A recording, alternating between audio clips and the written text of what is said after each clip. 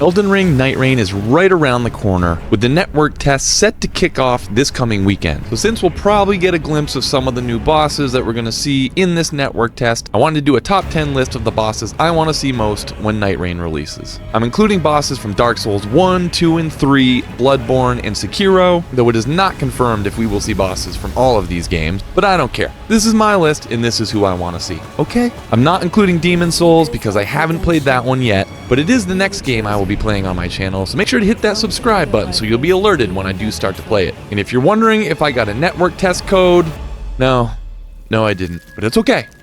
I'm cool with it, fine with it, totally cool. Why didn't I get a code, man?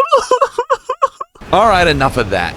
Let's get into the list. Coming in at number 10, we have Sif from Dark Souls 1. Maybe not the best boss fight itself per se, but Sif is such a lovable pup and the whole Souls community loves her, so it'd be a great homage to include her in Nightreign. Plus the boss model is already in the game basically with the red wolf or Radagon, so just change the colors a little bit, make the puppy a little bit bigger, and hey, you got Sif. Am I wrong? Next up we have Champion Gundyr from Dark Souls 3. There are so many good bosses in Dark Souls 3, but I really like Champion Gundyr's moveset, and he's definitely a step up from Iudex Gundyr, who you fight in the beginning of the game. He'd be a good challenge in Nightreign, maybe not as a main boss, but maybe as one of those mini bosses that you fight after a day-night cycle. So, I'd like to see him in the game. We'll see if it happens.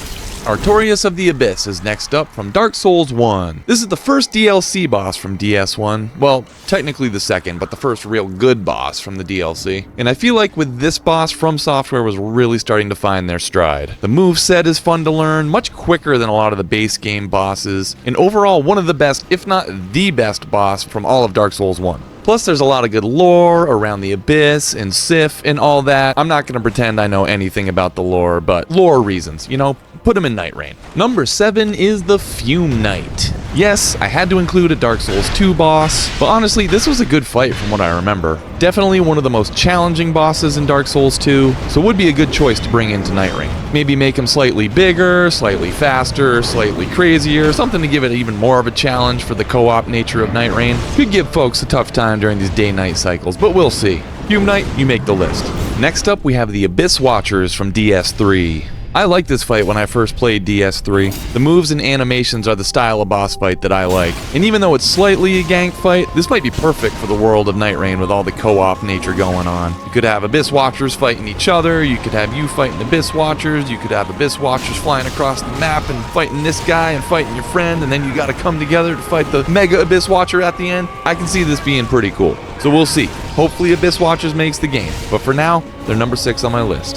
If there's one boss from Sekiro that should be included in Nightreign, it's gotta be the Demon of Hatred.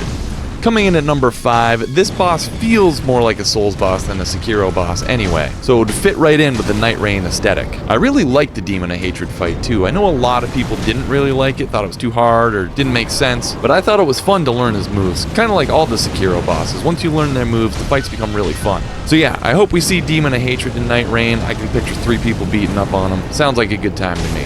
We'll see you there, Demon of Hatred. Ah yes, Lady Maria. Easily the best boss in all of Bloodborne in my opinion. I recently just finished my first playthrough of Bloodborne, and Lady Maria was the only boss where I said, I can't wait to fight this boss again. Might not be the best boss for the co-op nature of Nightreign, but I still think it would be cool to see her in the game.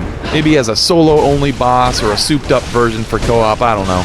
I mean, she is the Melania before Melania, right? So, kinda gotta put her in the game for that reason alone. So Lady Maria, hopefully we see you running around the land of Limveld. Ornstein and Smo, the original dynamic duo, coming in at number 3. These two paved the way for so many duo fights that you see throughout the Fromsoftware catalog, so you gotta include ONS on this list just because they're iconic.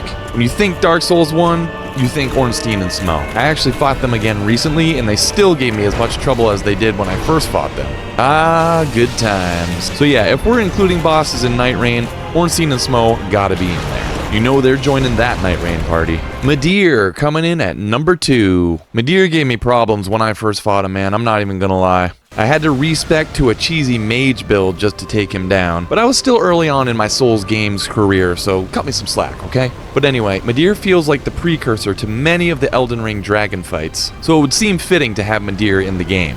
As long as they don't give him Ancient Dragon, Senesax, Lightning, and other BS like that, Midir can be in the game. I think it'd be a good fight. I think it'd be a fun co-op fight. Midir, let's see you in Nightreign, okay?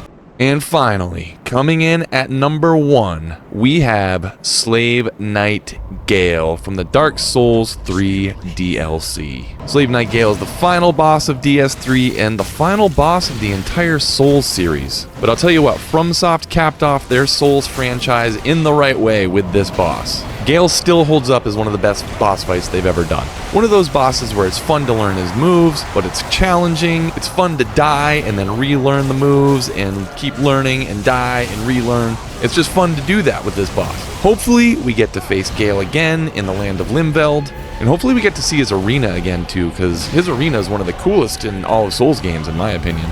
So that will wrap it up for my top 10 bosses that I want to see in Nightreign. Do you think we'll see any of these? Who would you like to see? Do you agree with what I said? Do you disagree? Tell me in the comments below who you think should be there. Who are you hoping to see? Did you get a code for the network test? Let me know. I will watch your stream if you're streaming. I won't be, obviously, because I didn't get a code. It's okay. It's okay. Anyway, I hope you enjoyed the video. Thanks for watching, and I'll see you in the next one.